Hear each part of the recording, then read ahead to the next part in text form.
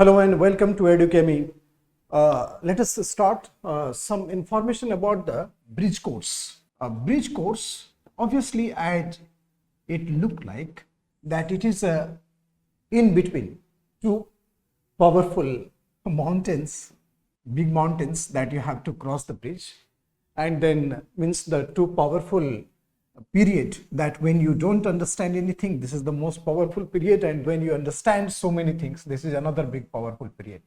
So this is a bridge in between. So why I said when you don't know anything, this is a powerful period, because this is the peak time that you understand anything, to learn anything, and when you learn anything, this is a big time to demonstrate that information. So bridge course is between when you received school education and your focus is something very different, and when you started pursuing your career in future, then your focus had become something different. Suppose in school period you wanted to become engineer or doctor, then you gave too much focus on science subjects, and normally humanities get ignored, and you gave little attention to that subject. But when you qualified to become a doctor, engineer, and thereafter you got opportunities and avenues as per to suit the requirement of the time, as per to demonstrate your power and potential. So most of the doctors, engineers, they try to move into the civil services. And you understand that 90% of the syllabus that we have, it is from the humanities subject. So therefore, in the how to overcome this lag, because here you have to go for a very advanced level of this study. Without understanding the basics, you could not carry forward. So therefore, what is so important, that the basics that you come across in the bridge course, that will help you understanding the subject, and on the basis of that understanding, you can easily relate any advanced level of the curriculum as per to suit the requirement of examination. This is the beauty of this course called bridge course. So students, most of the students, 90% I told you the syllabus, then when you study for the civil services, start preparation for the civil services, it comes from the humanities subject. And you have a very less information. The history, geography, polity, economy, all you have studied in the school days. And then formally you are trying to come across with a very advanced level to write in answer in IAS. That will be very difficult task for those who had to develop some understanding about the basics about that course. So therefore, the bridge course is very important in bridging gap between the novice condition and then the advanced level of preparation. And that is the reason why this course has been designed with the basic fundamentals and the most innovative character that you can see. That is a very thought out plan for better understanding about the subject in a very least effort. So how to make your study easier in future when you leap into the IAS or other powerful examination containing the subject, then this bridge course will help you a lot, and this course will definitely create so much of the atmosphere of the subject that even in the high level of the classroom, when you sit, your writing and the other understanding would become very easier. So this is the beauty of the course. So I will introduce here history. What is history? That thing you have to understand. So according to our definition that we come across, this is called history, the study of past. The study of past. Means, what is the study of past? That if you, no power on earth can calculate or imagine the past. You can see that ever since ape became human, history started. Or even if you want to go earlier, when earth came into existence, history started. And thereafter, till date in 2021, this is the entire curriculum. This is called history. If this is a history, as per your definition, this is a study of the past, then this is a never ending subject, and that cannot be a subject. So therefore, slight modification required in the definition part. And when we say that study of past, not all the events of the past, but only those events of the past which have great impact on future. And that dimension calculate the history. Means we have become very selective here to those events, not all the events had great impact on future, and therefore this subject is called history. So not study of the past, but those events of the past which have great impact on future. And that is what we define history. But we write history in modern days, and historians, they pick the facts way back, 5,000 years back, 4,000 years back, either literature or archaeological, any type of facts they choose. And then after that, they analyze the facts.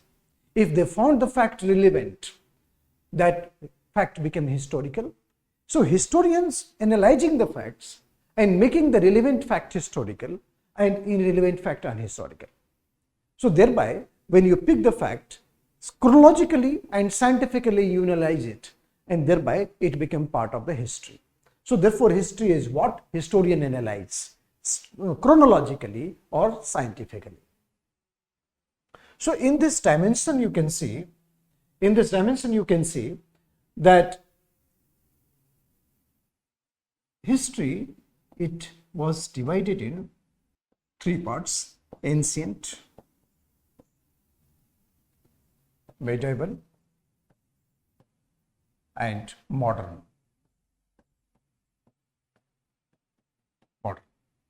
Ancient, medieval, and modern. So in Indian history, normally Indian history, we divide the three segments of the history.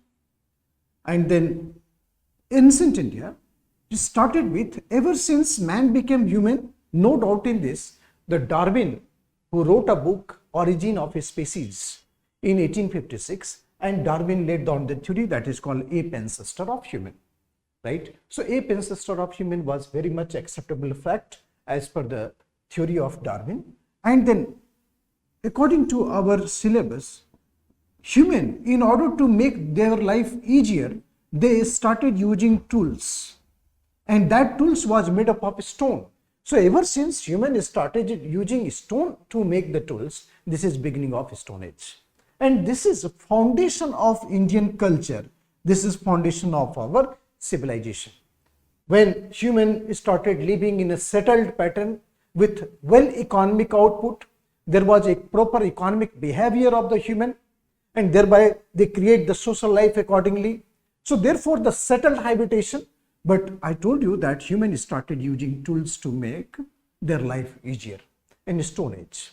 During this period, you can consider that discovery of fire was the biggest event, revolutionary thing that had happened in the life of human, right? It had transformed the entire scenario of the lifestyle of the humanity.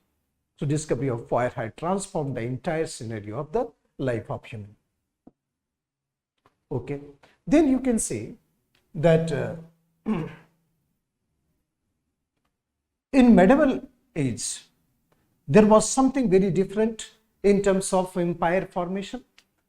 We can see the Delhi Sultanate and the Mughals had taken, overshadowed the entire political horizon. And then in modern India, we see the advent of the Britishers, and then it had overshadowed the entire India's political culture, and therefore the British rule had started.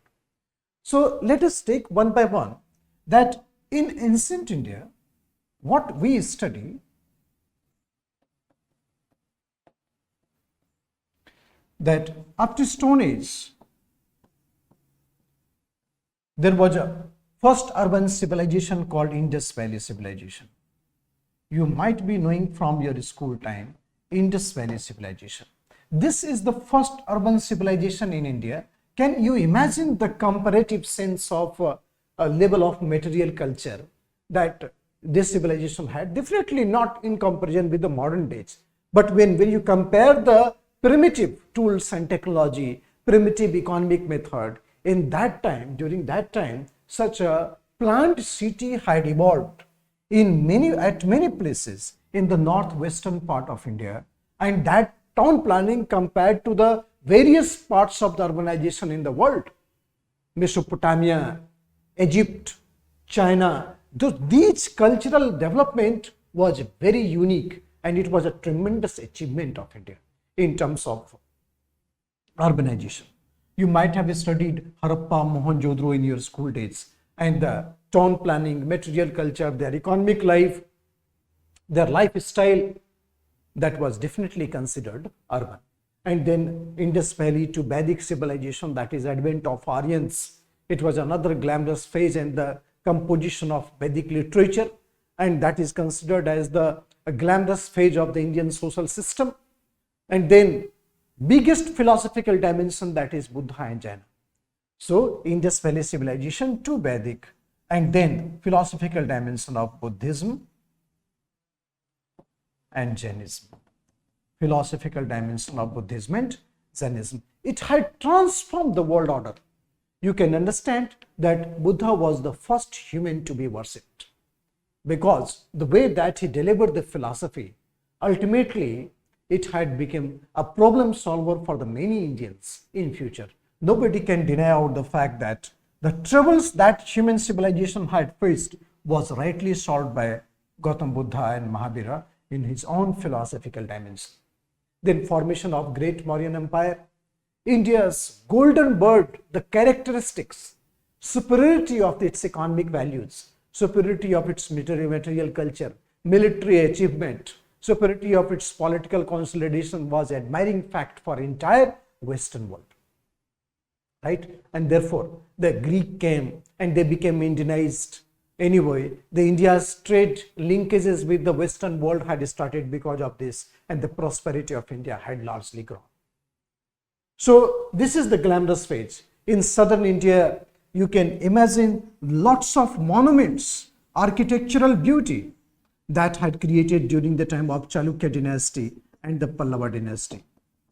This is another phase which was very admiring fact, and now even these days the world admired the achievement of our architecture and the art during that period. In medieval India, advent of Islam, particularly during the time of Mughal, there are many great rulers, but the achievement of Akbar was really a great innovation in the field of creation of composite culture in India. His secular and liberal outlook, if you try to compare any greatest monarch in Indian history from ancient India, it was a parallel line between Ashoka and Akbar. Ashoka and Akbar. The kind of composite culture, that imagination of Ashoka was definitely transformed into practicality by Akbar. It was a great innovative fact. And the administration that was led down by the Mughals became the model of the future generations. And that is the reason why this is a period of great foundation. During the time of Mughal, you can see the development in terms of art, architecture. It was a significant development. The Mughal architecture is a very, very mesmerizing achievement that entire globe used to turn to see the beauty of the Mughal architecture, and that shows the richness of India in terms of its material achievement. But the modern India, when you say modern India, many Europeans came to India, and they were very much fascinated by the material culture of India. This material culture, in terms of India's prosperity and the trading relation with the Western world, attraction of the Europeans was always since the ancient times. Portuguese came, Dutch came, English came, Danes came, and then French came. But out of the many Europeans, English East India Company definitely transformed itself into political power. And this political achievement of the company, it was used in exploitation of India to benefit England. So if you see East India Company, it came to India in 1608 when Mughal centralized system in India was very strong. 1608 AD. So Mughal centralized system in India is very strong. Very strong. Then it had taken 150 years of this company to transform into political power. 1757 AD, this company transformed into political power. Okay, so 150 years. The company had presence in entire India with almost its all economic activities. There was a strong hold of the company in India. But you know, after the collapse of the Mughal centralized system had become very weak.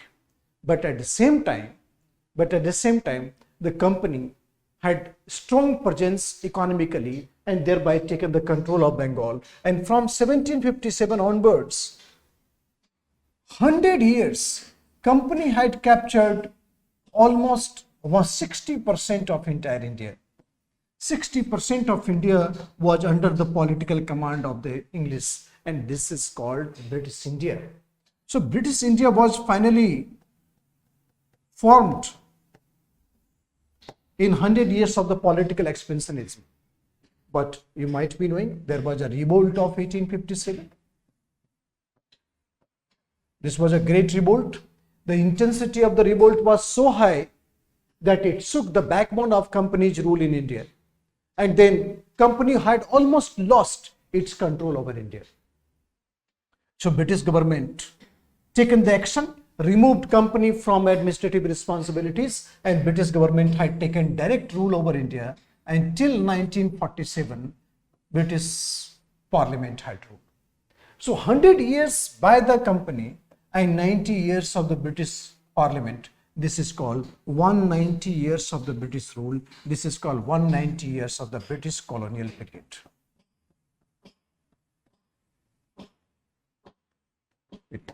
In this 190 years, the golden bird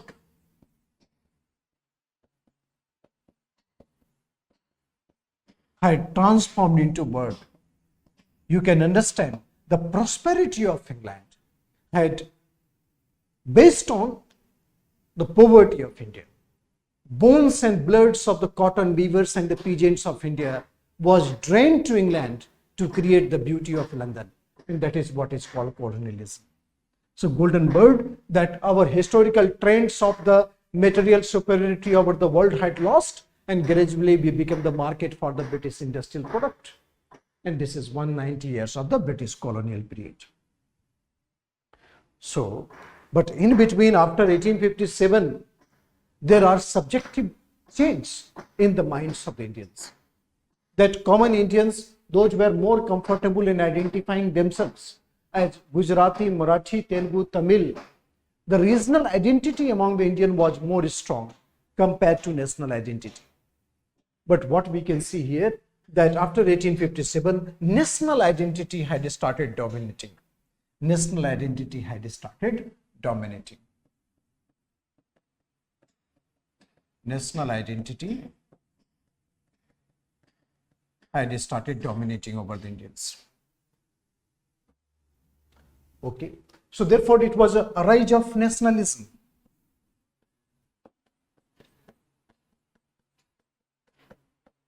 And then nationalism had transformed into Indian national movement.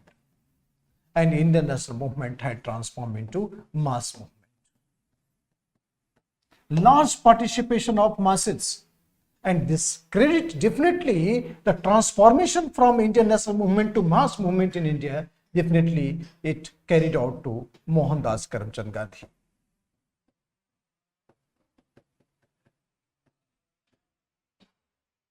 He was true magician. Definitely he changed the table in favor of India and then forced British to exit from India.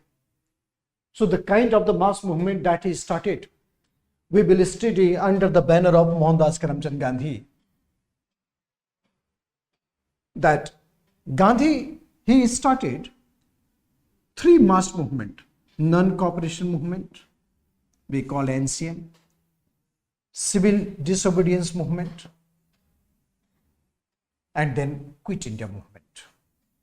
Quit India movement. This mass movement launched by Gandhi.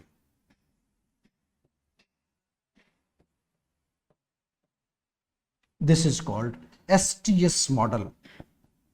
Struggle, truce struggle model. We will study in higher studies. Truce, T-R-U-C-E, truce, that non-cooperation movement. Gandhi had started non-cooperation movement, taken a break. This is called truce. Again struggle, then truce, and then struggle. In fact, when Gandhi was fully aware that masses in India are capable enough to challenge the mighty British control, then he decided to go for Quit India movement, that India minus Britishers.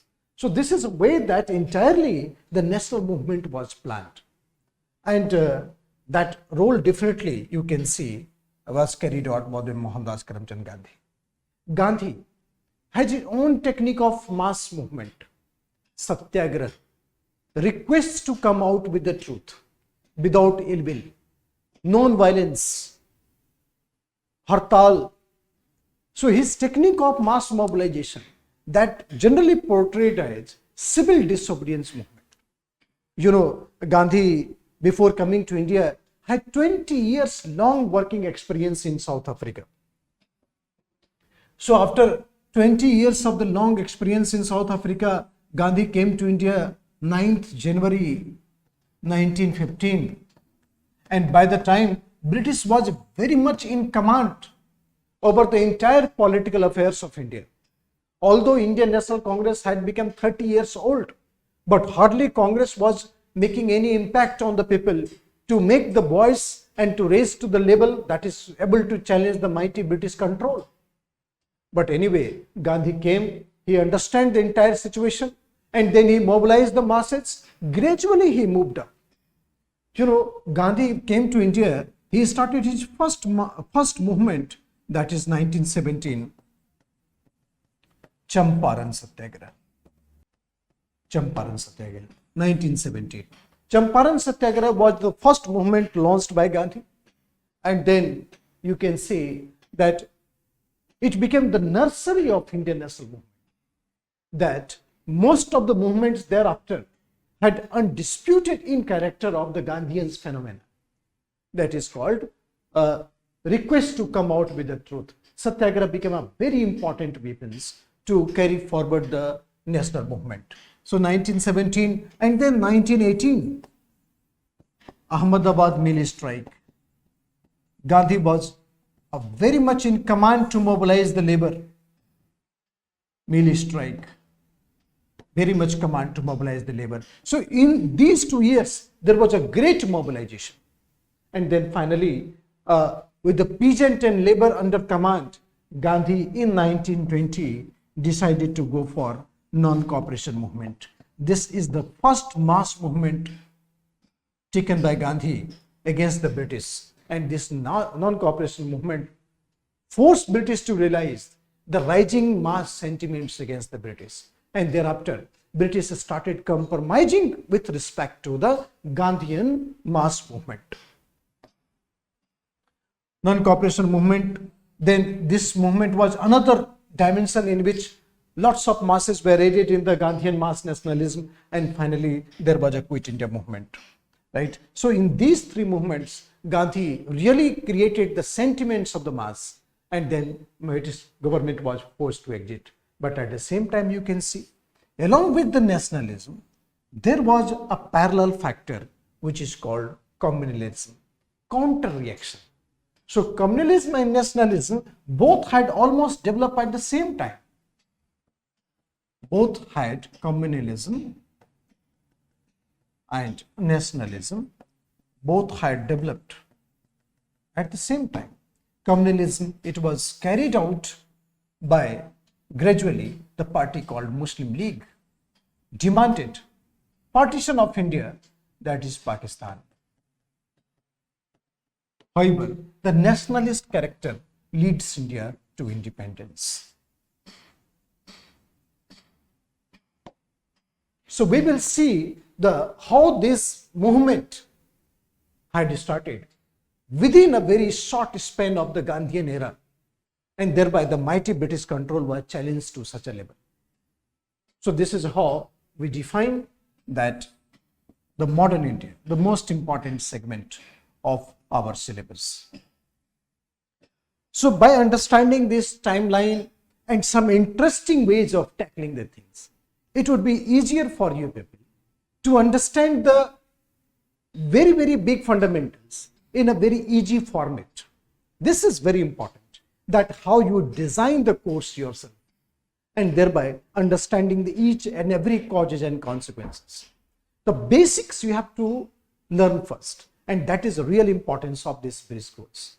And this bridge course will help you in making the panorama very wide, and thereby the inside structure you can fill yourself, and then the subject is prepared for examination.